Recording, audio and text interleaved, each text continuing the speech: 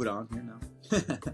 Moving on to the box shaver or the foil shaver by Andis, and taking that not directly to the guideline, but pretty darn close, and blending it.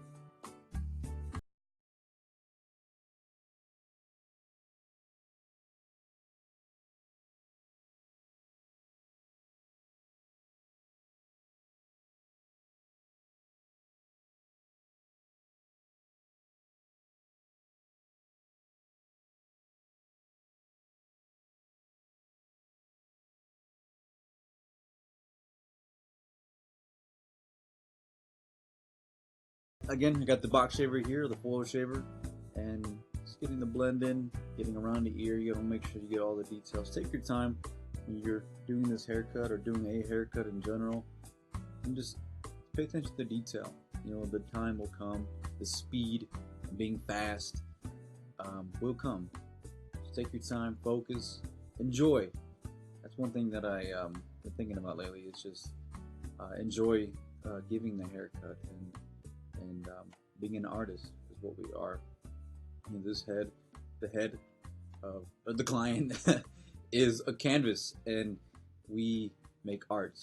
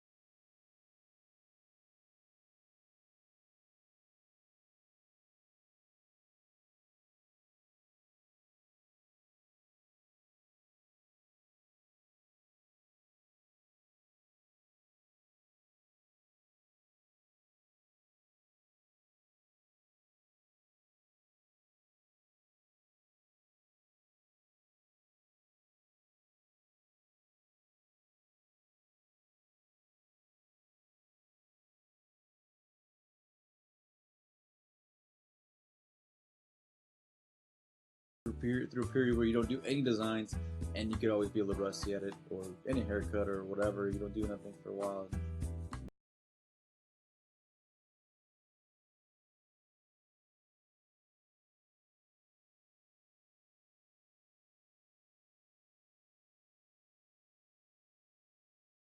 Very little bit, pretty much what I just did with the other blade or the other clipper, and taking that up. And you can tell pretty much right now. It's not completely finished, but you can tell.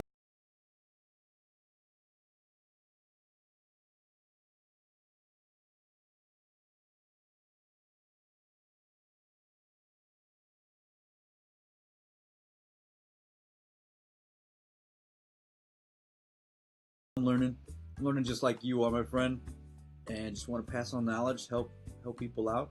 You know, I've come a long way in my barbering career since high school, and I just kept doing it throughout the years, being a kitchen barber, I guess, if you will, and cut a few times at the shop, and finally realized that it was time for me to take on barbering.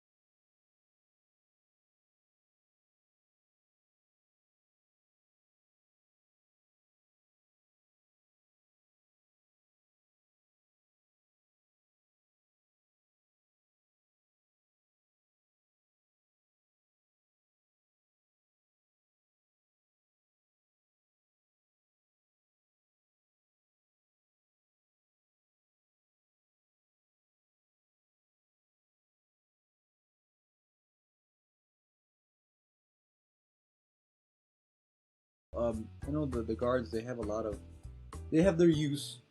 They both have their specialty, and depending on the hair type, sometimes one may cut better than the other. They all have their forte, their specialty. Taking that 1A up a little higher. the last guard that, or the last, not guard, but blade that I'll use will be the number 2. So I'm coming back because I did notice that there was a little darkness here.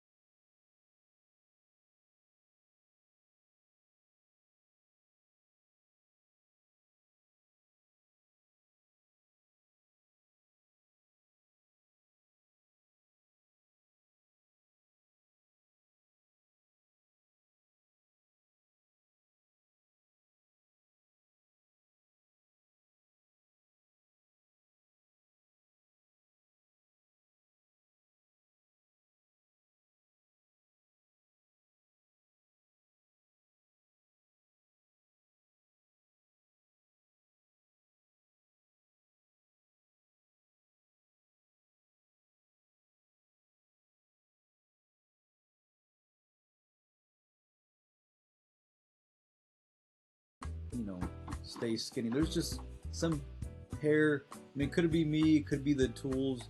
Could be a lot of things. But there's some hair I feel it just cuts differently, and you know, not everyone's head is the same in texture. So sometimes designs don't come out as planned, and they come out a little different. And you just have to adjust and not.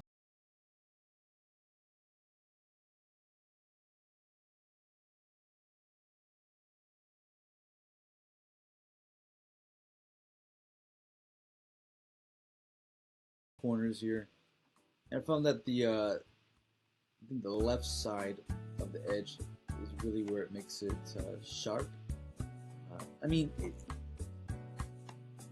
looks sharp. It looks like it's even a pretty straight line here, anyways, as I use the right side. But I guess it all depends on the texture. Sometimes.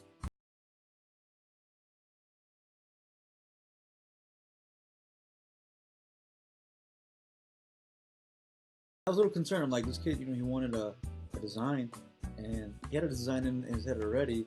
His hair was growing out, but I wasn't sure if I was going to be able to put it in, just because of his previous haircut, and I just didn't want to promise that I was going to do it, and I could. So I moved on. I didn't use a blade yet. I haven't used any blade action yet. I just put some water in his head, and I didn't cut the top yet, and I will. You'll see that soon here. Just try to chop it. I know you're not really supposed to cut hair when it's wet. And I probably shouldn't have cut this guy's head, this little kid's head when it was wet, because it just didn't go that well. Sometimes it does, sometimes it doesn't. But his hair was pretty thick, so. And he got this cowlick in front of his head. Yeah, that was another thing that I was happy to show in this video was, you know, because not every head is the same. I mean, usually you're used to those cowlicks in the back.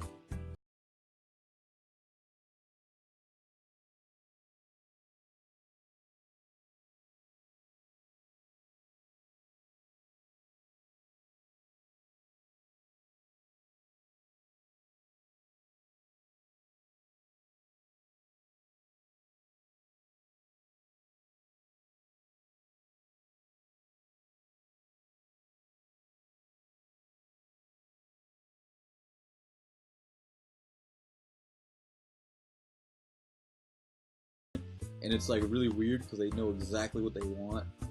And sometimes most of the time, clients don't know how much to take off the top. And what I do is actually, on this comb that I have here, it has inches. And I tell them, you know, either you want an inch or a half inch, just to give them an idea, and they see, and then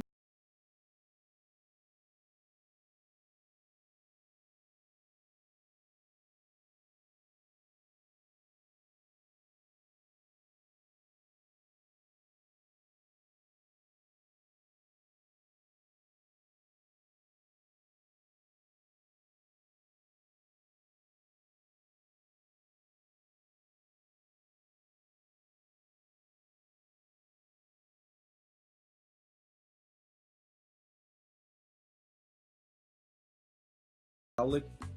I'm gonna go ahead and use a clipper over comb technique here and try to blend that in. And even blending in the front, lightening it up. Don't be afraid to cut it. Don't be afraid to get in there and be an artist. You know, the client doesn't really know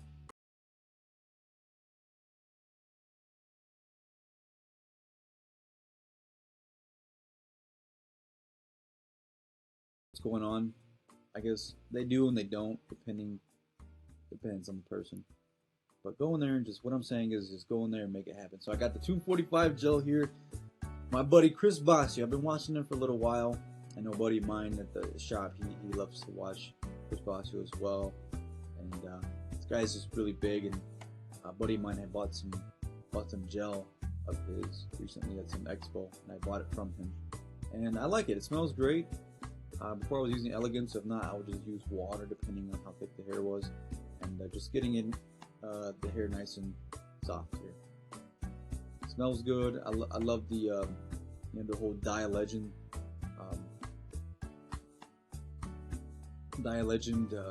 phrase that they use, and just 245,